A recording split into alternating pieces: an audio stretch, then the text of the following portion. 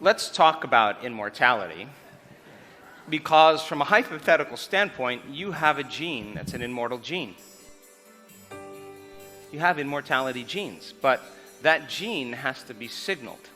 Cancer cells, many cancer cells, have a gene that almost appears as immortal, but they're under the wrong program, and they're doing their best to survive as well. But from a theoretical standpoint, there's an enzyme called telomerase that actually helps to lengthen telomeres. Lobsters have an enormously high amount of telomerase in their tissues. And lobsters can live for hundreds and hundreds and hundreds and hundreds of years if they're not farmed. Telomeres are the little shoestrings on the end of your DNA. And there's a constant with a cell division called Hayflick's constant. And a cell divides roughly about 50 to 70 times, and then it's done. And then all of a sudden, the cell stops producing healthy proteins, and the body starts to age. And every time the cell divides, that little shoestring is divided down a little bit. So in time, then, our genetic destiny or genetic predisposition is determined biologically by the length of your telomeres. And when we did the study in our telomeres, we found out that 74% of the people that were participating in the study had some type of change within 60 days just by doing one meditation a day for 5 to 7 days a week. As I said on Monday evening, 40% of them had a nice change, a good, solid, significant change, and about 22% had a dramatic change. So then they've lengthened their life in some way because telomeres tell you your biological age. Are you with me still?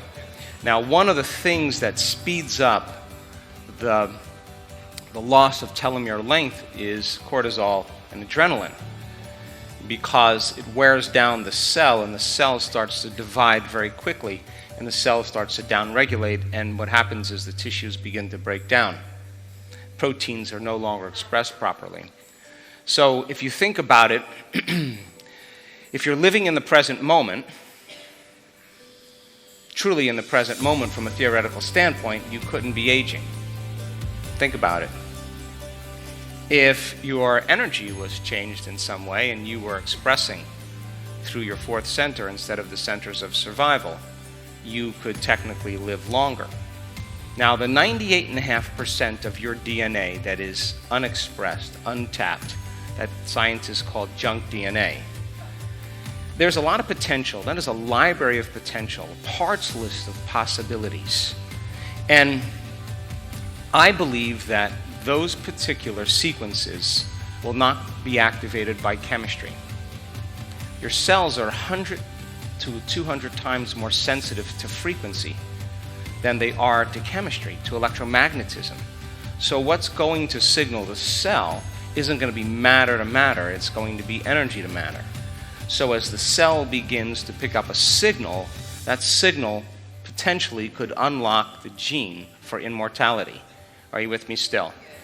So then as you climb up the scale, closer and closer to a greater expression of energy through your nervous system, then you should be able to perform feats that would transcend physical matter. You could heal another, yes or no?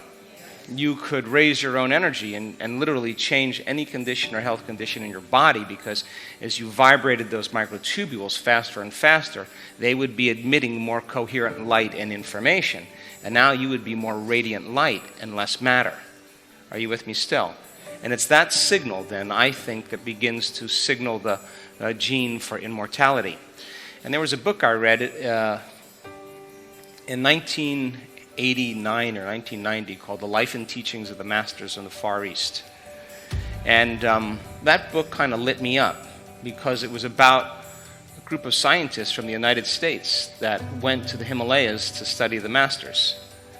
And these guys were appearing and disappearing, and they were living for thousands of years, and it was blowing the medical model to shreds. And from a theoretical and technical standpoint, you have that latent gene within you.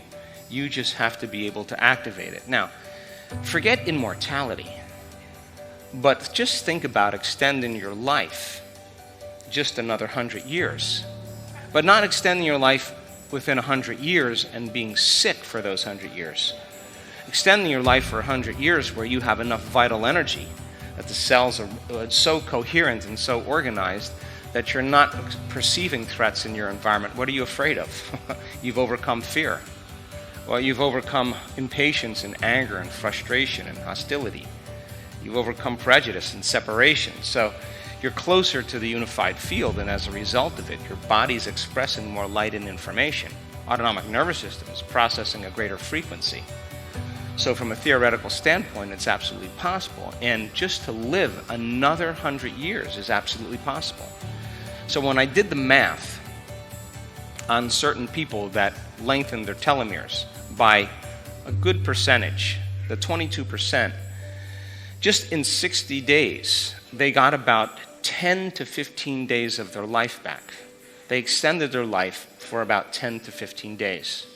In other words, when I figured out, well, the average age is between 75 and 80 for most people, and I figured out how long the telomeres had lengthened, and I did the math, they had another 10 to 15 days extended from their life. So imagine if you were doing that on a regular basis and you were committed to it, you could literally change your future, change your genetic destiny.